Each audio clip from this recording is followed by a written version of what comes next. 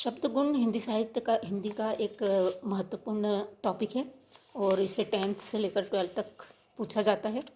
और आज हम इसके बारे में पढ़ेंगे। जैसा कि नाम से मालूम पड़ता है, शब्द गुण यानी शब्द के गुण को बताते हैं।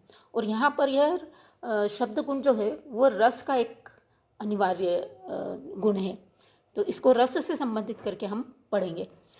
जो काव्य तत्व रस के गुण धर्म या नित्य धर्म है उन्हें गुण कहते हैं। हमने पढ़ा हुआ है कि रस 10 प्रकार के होते हैं और हर रस का कोई न कोई गुण होता है, कोई न कोई स्थायी भाव होता है। उसके अनुसार ही काव्य में जो गुण धर्म होते हैं वो प्रकट होते हैं। रस का अनिवार्य तत्व गुण है। जिस प्रकार अग्नि का गुण उष्णता है या गर्मी है, उसी प्रकार रस के साथ भी सदा गुण रहते हैं, जैसे वीरता, दया, ममता, क्रोध आदि। तो हर रस में अनिवार्य रूप से कोई ना कोई गुण होता है। जिस तरह से ज्वाला में या अग्नि में गर्मी होती है, उसी तरह से हर रस में कोई ना कोई गुण विद्यमान होता है। और ये गुण भी 3 प्रकार के होते हैं। माधुर्य गुण शब्द से प्रकट होता है। माधुरी का मतलब होता है मीठापन, मधुरता। तो काव्य के जिस गुण के कारण सहृदय का चित्र द्रवित हो जाए, उस मधुर भाव से हम ओतप्रोत हो जाएं, तो वहाँ पर माधुर्य गुण होता है। अब माधुर्य गुण ज़्यादातर श्रृंगार रस में पाया जाता है और करुण रस और शांत रस में भी ये पाया जाता है। और इसके जो मुख्य रूप से इसमें य, ल, म, व, ब इस प्रकार के कोमल वर्णों का प्रयोग होता है। ये वर्ण जो है वो कोमल कहलाते हैं और इन कोमल वर्णों का प्रयोग माधुर्य गुण में अधिक से अधिक होता है। इसका उदाहरण से हम देखेंगे।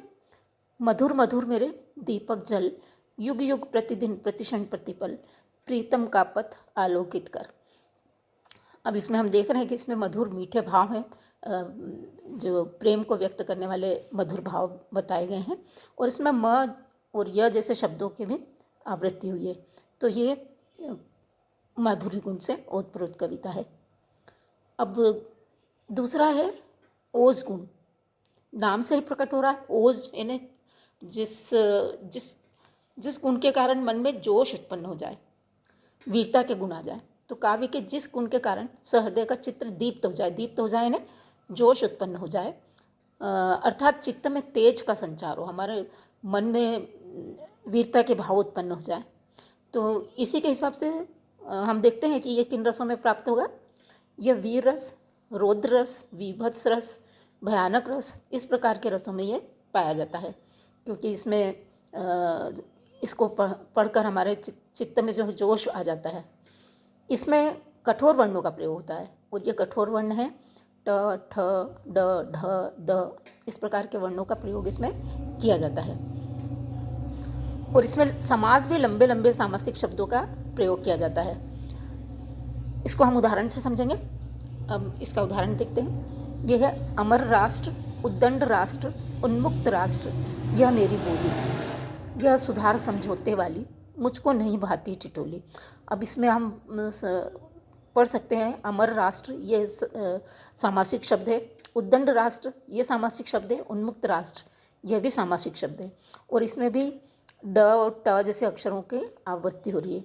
और इसका जो अर्थ है वो ये है कि अमर राष्ट्र या उद्दंड राष्ट्र या उन्मुक्त राष्ट्र, मैं इस प्रकार की बात करता हूँ। मुझे सुधार और समझौते वाली बात पसंद नहीं आती।